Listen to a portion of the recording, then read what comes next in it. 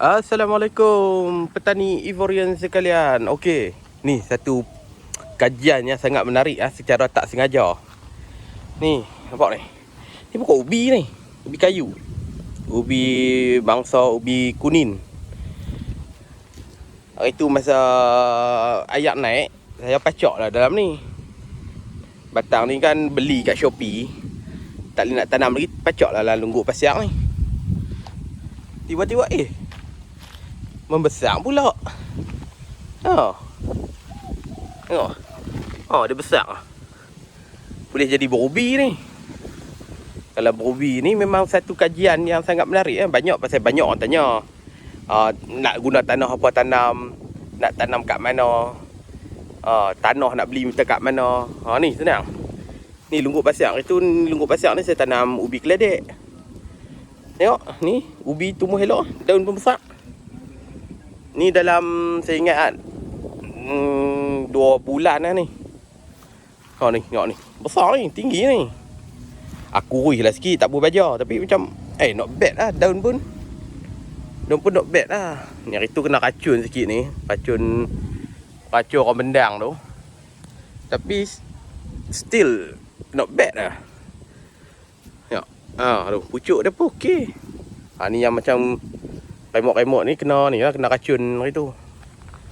Tapi kalau ikut pertumbuhan dia, not bad ni. Macam ada harapan.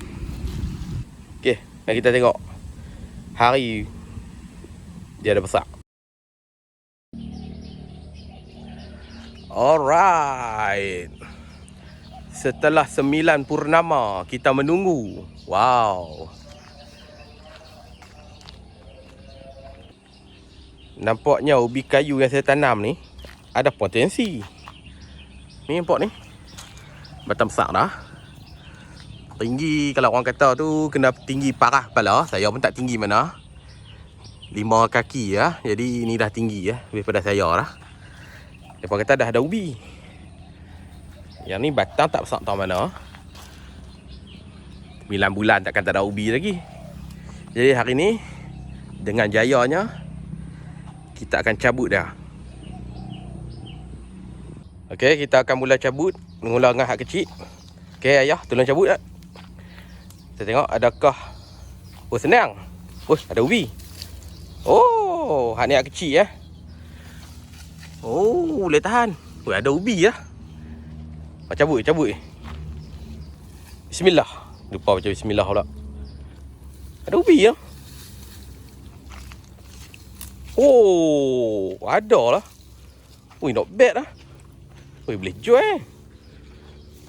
Boleh tahan. Hak kecil ada ubi, hak besar apa kedaya. Ini besar sikit. Cabut pun senang.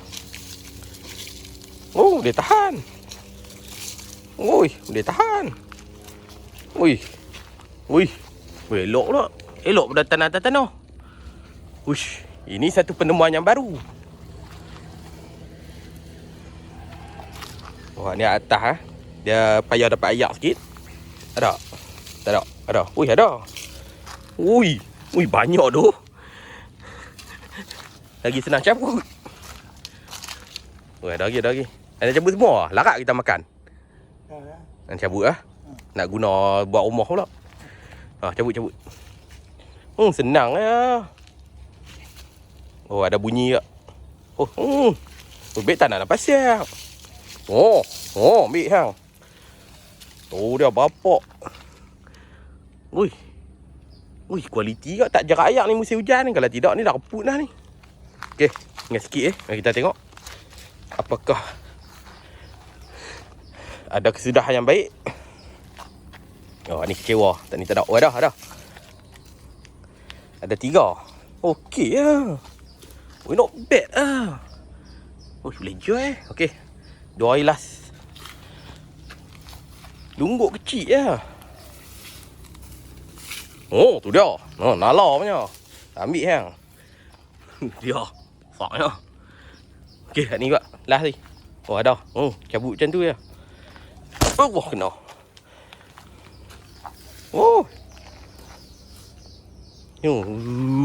Sak ni. Biar. Maknanya air 10 kilo tak? Ya. Ada. Dekat-dekat 10 kilo dah ni. Ui, tak sangka kat tu. Besar kat tu. Tu biru. Ni punya. Nala punya. Bersih pun bersih.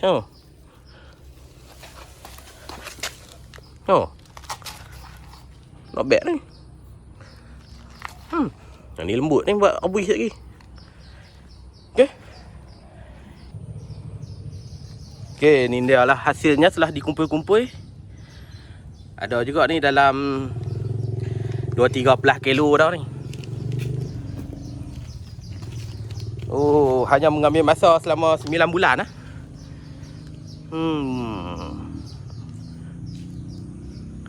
Maknanya rumah siapa yang ada lungguk pasiak, bolehlah. Tu daun tu sekali kita boleh buat jamu binatang peliharaan kita, dinosaur dengan naga. Itu saja video untuk kali ni. Nampaknya terbuktilah lungguk pasiak yang bodoh ini boleh mendatangkan hasil.